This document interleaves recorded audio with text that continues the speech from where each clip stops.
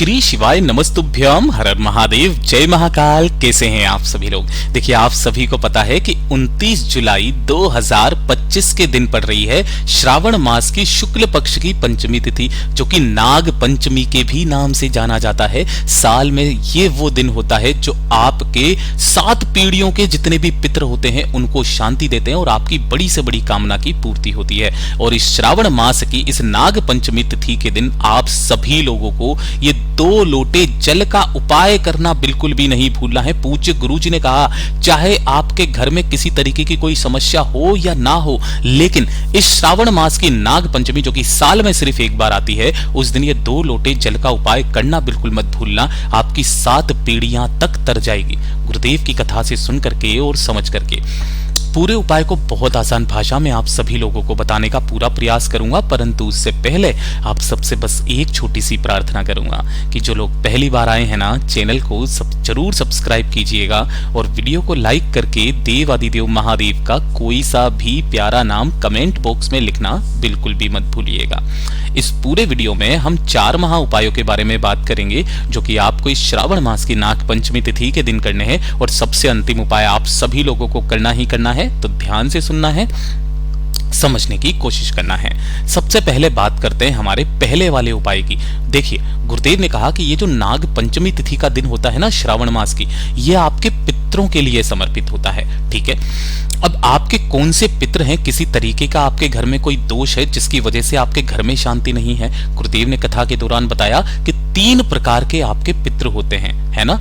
उन तीनों प्रकार में से एक प्रकार होता है कि अगर आपके परिवार में किसी भी व्यक्ति की अधोगति में मृत्यु हो गई है। अब आपको तो नहीं पता है ना, लेकिन शायद हो सकता है आपके पुराने लोगों ने नहीं बताया होगा, कोई अधोगति में चला गया हो या फिर जन्म लेते ही चला गया हो। तीसरा बताया कि अगर कोई पेट में है और पेट में ही किसी की मृत्यु हो गई हो तो इनको कभी भी शांति नहीं मिलती है। इस चीज का विशेष करके ध्यान रखना। आपने काफी सारे कर्म करा लिए होंगे, पूजा पाठ करा लिए होंगे, लेकिन फिर भी आपके घर में कोई ना कोई परेशानी हमेशा बनी हुई रहती है। तो इन वाले पितरों के नाम से ये 2 लोटे जल का उपाय करना तो बिल्कुल भी भूलना ही नहीं है, और ये हम सभी लोगों को करना ही करना है। गुरुदेव ने कहा 2 पात्रों में आपको जल लेना है। अब जरूरी नहीं है कि ये दोनों के दोनों पात्र आपके तांबे के लोटे में हो, एक तांबे का हो जाए, एक स्टील का हो जाए, कैसे भी करके आपको 2 पात्र लेने हैं, है ना। हो सके तो इसके अंदर थोड़ा थोड़ा सा गंगा जल आपको मिला लेना है, और ये जो जल होना चाहिए ये आपके घर का जल होना चाहिए। विशेष रूप से ध्यान रखना, आपको मंदिर का जल नहीं लेना है। ठीक है, तो 2 पात्रों में जल लेकर के गंगा जल डाल करके आपको महादेव जी के ऐसे मंदिर में जाना है। विशेष रूप से ध्यान से सुनिएगा, महादेव जी के ऐसे मंदिर में जाना है जहां पर महादेव जी की शिवलिंग के ऊपर इस तरीके से मटकी रखा हुआ करे। काफी सारी जगह पर क्या होता है ना, केवल वैशाख के महीने में ही मटकी लगाई जाती है, लेकिन खूब सारे मंदिरों में क्या होता है कि इस तरीके से उस शिवलिंग के ऊपर हमेशा पूरे 12 महीने मटकी रखी हुई रहती है। ये मटकी कौन सी होती है? ये महादेव जी की 5 पुत्रियां जया, विषहरा, श्यामली बारी, देवतली और देव का स्थान होता है। ठीक है ना, तो आपको ऐसे मंदिर में पहुंचना है। यहाँ पर पहुंच करके जो मंदिर की पूजा पाठ अर्चना आपको करनी है, जैसे आप हमेशा भक्ति करते हो वैसे भक्ति करना, और भक्ति करने के पश्चात आपको क्या करना है, दोनों हाथों में एक एक तांबे का जो लोटा लिया है आपने, चाहे स्टील का लोटा लिया है, लेना। सबसे पहले महादेव जी की 5 पुत्रियां जिनके नाम मैंने आपको बताया, जया, विषहरा, श्यामली बारी, देवतली और देव, इनका नाम लेना है। और आपके जो भी पितर हैं जो अधोगति में चले गए हैं, जन्म लेते ही या पेट में किसी की मृत्यु हो गई है, उनको शांति देने की कामना करके ये दोनों लोटों में से आपको जल इस वाले कलश के अंदर डालना है। ठीक है, पूज्य गुरुजी ने बताया कि जब आप इस जल को, अपने घर का जल जब इस कलश में डालते हो महादेव जी की 5 पुत्रियों का नाम लेकर के, और जो जल इस कलश में से होता हुआ महादेव की शिवलिंग से गुजरता हुआ ऐसे करके इस जलाधारी से नीचे गिरता है, ये संपूर्ण जल आपके उन पितरों के भाग में जाता है जो अधोगति में चले गए हों। पूज्य गुरुजी ने कहा वो वहीं से तृप्त हो जाते हैं, शांति मिल जाती है, सीधा बैकुंठ का धाम मिल जाता है।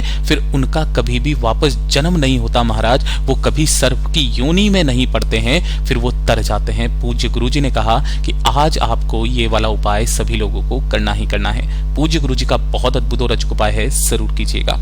बात करते हैं दूसरे वाले उपाय की, और ये वाला जो उपाय है ना, ये आपके समस्त पितरों के लिए है। गुरुदेव ने क्या कहा, ये चीज ध्यान से सुनिएगा कि अगर आपके घर में पितृ दोष है। आपको नहीं पता है कि आपके घर में दोष है या नहीं है, लेकिन इसका कारण क्या बताते हैं गुरुदेव जी कि आपके अगर बनते बनते कार्य बिगड़ रहे हो, परिवार में किसी की तरक्की उन्नति नहीं हो रही हो, बहुत ज्यादा कष्ट में जीवन बीत रहा है, बहुत ज्यादा परेशानियां आती चली जा रही है, कभी धन को लेकर के, कभी तरक्की को लेकर के, परिवार की सत्ता में कमी आ रखी है, रात को सोते सोते एकदम से आपको भूख लगने लगती है, ये आपके पितृदोष के लक्षण हैं।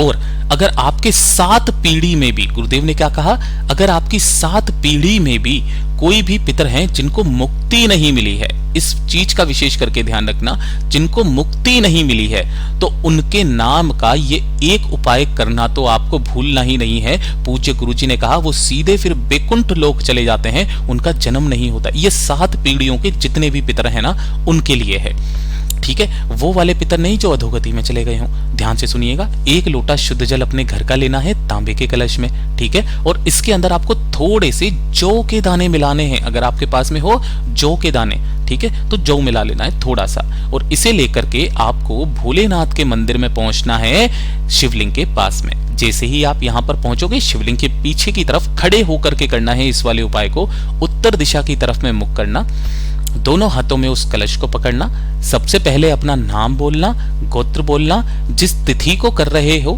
जैसे श्रावण मास की शुक्ल पक्ष की नाग पंचमी तिथि, उस तिथि को बोल करके इस संपूर्ण जल को शिवलिंग के ठीक ऊपर समर्पित करना, श्री शिवाय नमस्तुभ्यम मंत्र का स्मरण करते हुए।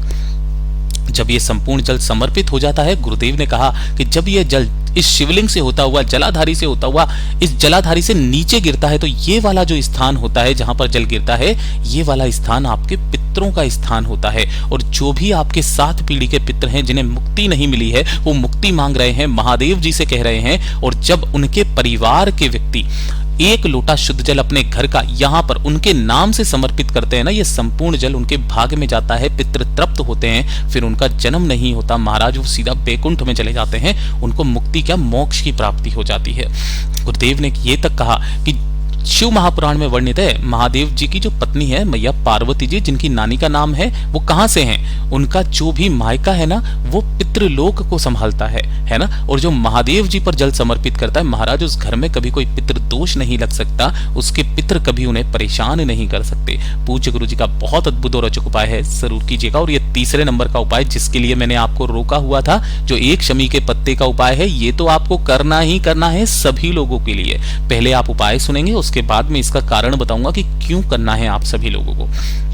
मात्र 1 शमी का पत्ता आपको लेना है, यहां से तोड़ोगे, ये जो पूरा खोले में बनाया है ये 1 शमी का पत्ता है, ठीक है। 1 शमी का पत्ता और 1 लोटा शुद्ध जल अपने घर का लेकर के तांबे के कलश में, घर का जल, पहुंचना है भोलेनाथ के मंदिर में, शिवलिंग के पास में, ठीक है। यहां पर पहुंच करके शिवलिंग के पीछे की तरफ में आपको खड़े रहना है, इस चीज का विशेष करके ध्यान रखना, खड़े होकर के। पहले जो पूजा पाठ अर्चना करनी है वो कर लेना, बैठ करके कर लेना, लेकिन जब आप इस उपाय को करेंगे आपको खड़े होकर के करना है। दोनों हाथों में आपको उस कलश को पकड़ना है, ठीक है। दोनों हाथों में कलश को पकड़कर अपना नाम और गोत्र बोल करके, जिस तिथि को कर रहे हो उस तिथि को बोल करके आपको इस संपूर्ण जल को पहले शिवलिंग के ठीक ऊपर समर्पित करना है। श्री शिवाय नमस्तुभ्यम मंत्र, पंचाक्षरी मंत्र, षडाक्षरी मंत्र या रुद्र मंत्र का स्मरण करते हुए किनके नाम से करना है, आस्तिक मुनि के नाम से। किसके नाम से करोगे, आस्तिक मुनि के नाम से इस संपूर्ण जल को पहले समर्पित कर देना। जब ये संपूर्ण जल समर्पित हो जाए, जलाधारी से बह जाए, उसके पश्चात जो आपने 1 शमी का पत्ता लिया है, उस 1 शमी के पत्ते को अपनी कामना कहकर आस्तिक मुनि का ध्यान करते हुए, आस्तिक मुनि का नाम लेकर के, है ना, इनकी कहानी मैं आपको नहीं बताऊंगा, बहुत वीडियो लंबा हो जाएगा। आस्तिक मुनि का नाम लेकर के यहाँ पर समर्पित कर देना। समर्पित करके 2 मिनट बैठकर महादेव जी की कामना करके और इस 1 शमी के पत्ते को यहाँ से आपको उठा लेना है। उठाने के पश्चात आपको क्या करना है, जब आप शिवालय से बाहर निकलेंगे तो शिवालय की चौखट पर केवल एक दीपक जरूर प्रज्वलित कर दीजिएगा, गोल बाती का घी का दीपक, और इसे लेकर के आपको कहां पर पहुंचना है, अपने घर की चौखट पर। जैसे ही आप घर की चौखट पर पहुंचोगे तो 2 हिस्से पड़ते हैं, एक इधर का और एक इधर का। किसी भी तरफ में आपको महादेव जी की जो 5 पुत्रियां हैं, जया, विषहरा, श्यामली, बारी, देवतली और देव, उनका नाम लेकर के उस 1 शमी के पत्ते को अपने घर की चौखट पर आपको रख देना है। ये केवल और केवल नाग पंचमी तिथि के दिन किया जाता है।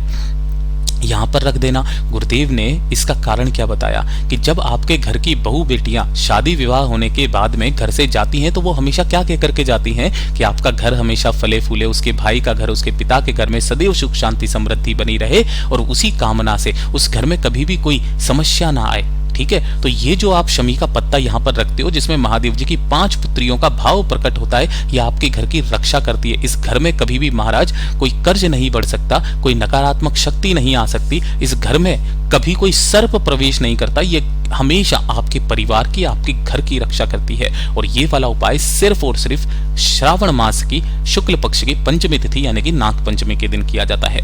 पूज्य गुरु जी के सभी उपाय बहुत ही ज्यादा खास और अद्भुत हैं, जरूर कीजिएगा। वीडियो पसंद आए तो लाइक जरूर कीजिएगा, चैनल को सब्सक्राइब जरूर करना।